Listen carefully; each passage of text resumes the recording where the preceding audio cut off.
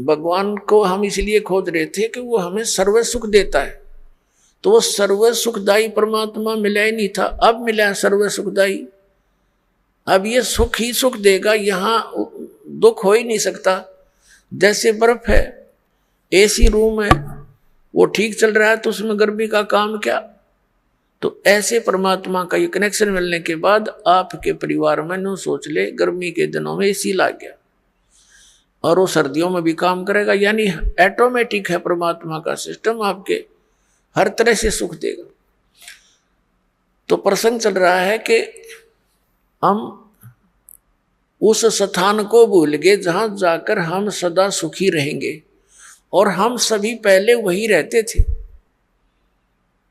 अब कई भक्त अज्ञानतावश भोले भाले जिनको ज्ञान नहीं, वो ये प्रश्न किया करते कि एक बात बता, जब सारे ही यहां से चले गए तो यहां कौन रहेगा, बता।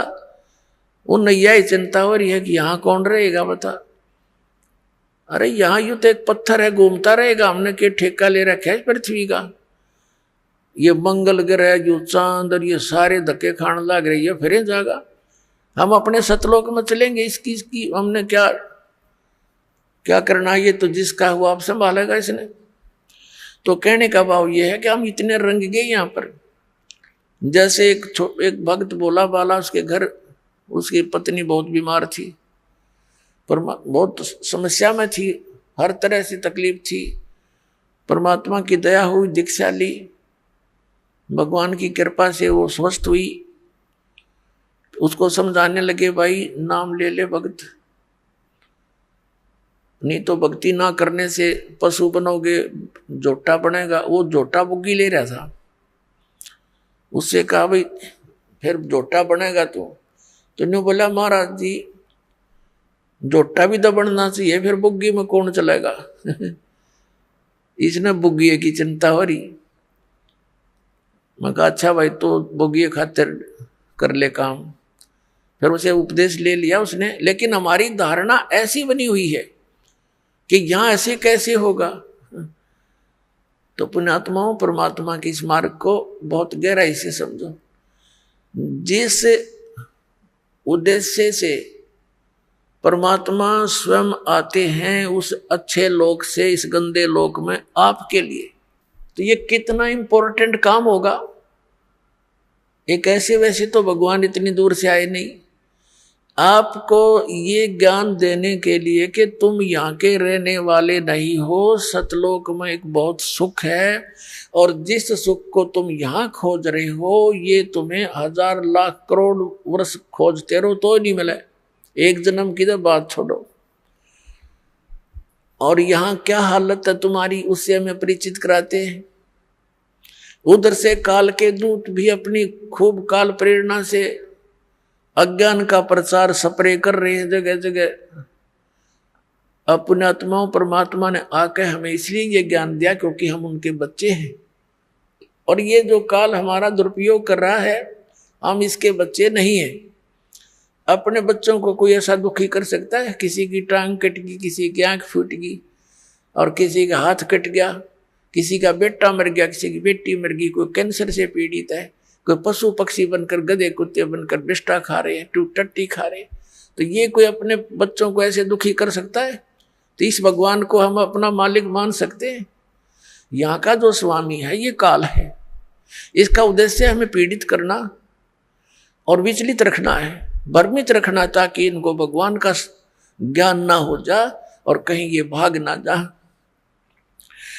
तो उससे पहले ये अपने संत भेज के हमारे वो भी बच्चे परमात्मा के वो संत हैं, या जैसे भी उस काल का फंस गए, वो उस अज्ञान के मास्टर बन गए, उस अज्ञान को जगह जगह प्रचार करने लगे। भोली आत्माओं ने उनको संत महात्मा मानकर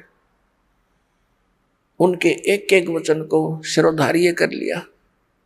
अब ये सच्चा ज्ञान जब आता है तो वो पुराना पेंट उतरता नहीं जल्दी सी। तो दास के ऊपर दया करी परमात्मा ने कि पहले इन सभी सदग्रंथों का ज्ञान करवाया, और फिर इन संतों के वचनों को देखा कि ये क्या बताते हैं, हमारे सदग्रंथ क्या बताते हैं। फिर पता चला कि ये तो भाई गलत कर रहे सारा काम, ये तो आसपास में नहीं सदग्रंथों के। 1 2 3 4 10 सैकड़ों की संख्या में इन संतों को के इतिहास को, इनके ज्ञान को दास ने पढ़कर देखा, शायद ये तो अच्छा महात्मा दिखाई देता है, इसका शायद ठीक मिल जावे। फिर जो चले गए यहाँ से महापुरुष, जिनका बड़ा बोलबाला था, मैं ऋषिदानंद जैसे नकली, इनसे बड़ा प्रभावित था दास। और दास ने इसके सत्यार्थ प्रकाश को इस उद्देश्य से इस तत्व ज्ञान की प्राप्ति के बाद पढ़ा। पहले भी पढ़ते थे, पहले समझ में नहीं आता था कुछ भी कि महापुरुषों की वाणी हम नहीं समझ सकते, ये सोच कर रख देते थे इसको, ऐसे इन पुराणों को रख देते थे, भाई ये तो भगवान की माया है, हम कैसे समझ सके।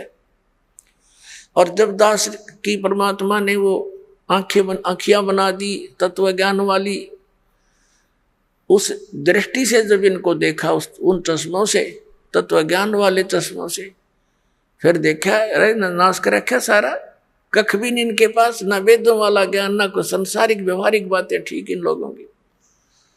तो बड़ा चिंता का विषय बना। और इस सत्यार्थ प्रकाश को दास ने इसलिए पढ़ा था कि ये महापुरुष का लिखा हुआ है, और इस महापुरुष के विचारों को सभी मानते हैं, और हो परमात्मा दया कर दे और कबीर परमेश्वर के वचनों का समर्थन मिल जाए, तो मुझे ये ज्ञान आगे बढ़ाने में घड़ी सुविधा हो जाएगी कि देखो सत्यार्थ प्रकाश में महर्षि दानंद ने भी ऐसा ही बोला है।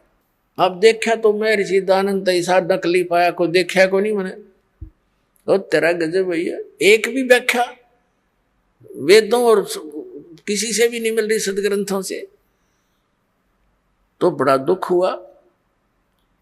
तो इसलिए फिर जनता के सामने रखने शुरू किए कि ये ओरिजिनल नोट है, हमारे सदग्रंथ तो ओरिजिनल नोट है, और ये डुप्लीकेट नोट है इन संतों के, जिनको तुम ओरिजिनल मान करके ग्रहण किए हुए हो।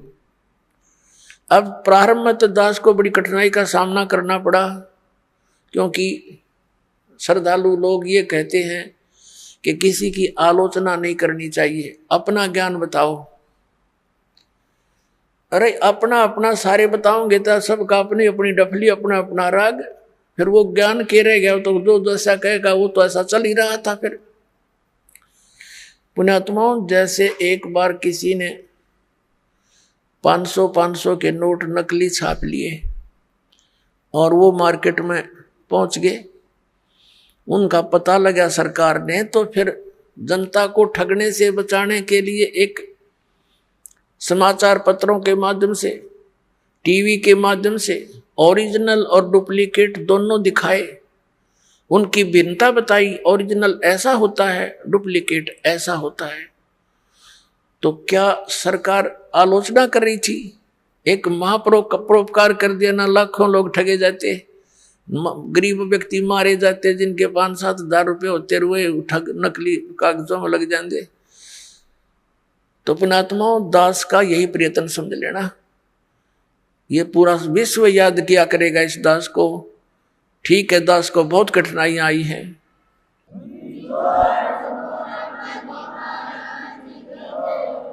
इस सच्चाई को ऊपर लाने के लिए, इस ज्ञान को उठाने के लिए सहयोग तरह कबीर भगवान का, लेकिन दास उसका बैल है और उसी के सहारे से इसको गाड़ी को खींचकर पटड़ी पर चढ़ाया है। पहले तो खाचे में कीचड़ में डाल रखी थी, और इसमें बहुत से संकट दास के ऊपर आए हैं। साथ में हमारे बच्चे जो परिचित हो गए थे, उन्होंने बड़ा सहयोग दिया अपने बहन भाइयों को समझाने का, वहाँ तक ये संदेश भगवान का पहुँचाने में बहुत सहयोग दिया है। और आपका भी फर्ज बनता है, ये सच्चाई है और सच्चा ज्ञान है, इससे पूरे विश्व में शांति होगी। प्रत्येक प्राणी का कर्तव्य बनता है, पहले आप अच्छी तरह समझे दास के विचारों को और शब्द ग्रंथों को, और उन महापुरुषों के विचार जो दास आपके रूबरू कराता है, कि उन महापुरुषों ने भी ऐसी साधना की, उनसे उनका मोक्ष हुआ, तो उनको अच्छी तरह समझकर फिर आप लगो और साथ में औरों को भी ट्राई करो प्यार से। ये मार्ग कोई बलपूर्वक कराने का नहीं होता, ये ज्ञान से होगा। और काल भगवान ने एक प्रार्थना की थी परमात्मा के समक्ष, कबीर जी के समक्ष, कि हे परमात्मा, आप चौथे युग में जितना चाहो जीव ले जाना, लेकिन एक दया करना परमात्मा के जोर जबरदस्ती ना करना। सतकल युग में जब आप ले जाओ, अपना ज्ञान देना, आपका ज्ञान ग्रहण करें, वो आपके हो जा, और मेरे ज्ञान को माने वो मेरे पास रह जा, मेरा आहार बने रहे। जबरदस्ती ना करना, और अपना ज्ञान समझा के कितने ले जाना। अपनात्मा परमात्मा ने कहा था ठीक है भाई, ज्ञान बगैर तो मैं ले ही नहीं जा सकता, पहले ये अगर वैसे भी ले जाऊं तो वहां टके नहीं है, फिर आऊंगे वापस, पहले वही ना रहा करते। तो मालिक को मालूम ही था कि ज्ञान से दृढ़ करूंगा इनको, और यहाँ के दुखों से ये छक चुके होंगे, यहाँ की इन कोठी बंगलों से भी ये छक चुके होंगे। आप देख रहे हो विदेशों में बड़ी सुविधा के सारे साधन वैज्ञानिक बना लिए, और वो क्या कहते हैं, नहर के किनारे लौट के शांति प्राप्त करते हैं, उन कोठिया न सारे इंस्ट्रूमेंटा न छोड़ गए। तो ये पहले ना हमारे रहेंगे, क्यों सर में दर्द कराए वो बीमारी इकट्ठी करी। तो ऐसी ये शांति होनी वही है। ये तो एक तूफान उफान है इस काल का डाला हुआ, ये बना ले, ये बना ले, रिमोट बना ले, इससे सुख हो जाएगा। टट्टू सुख होगा? सुख तक परमात्मा की भक्ति से होगा, आने वाले कष्टों से बचाव होगा, उससे सुख होगा।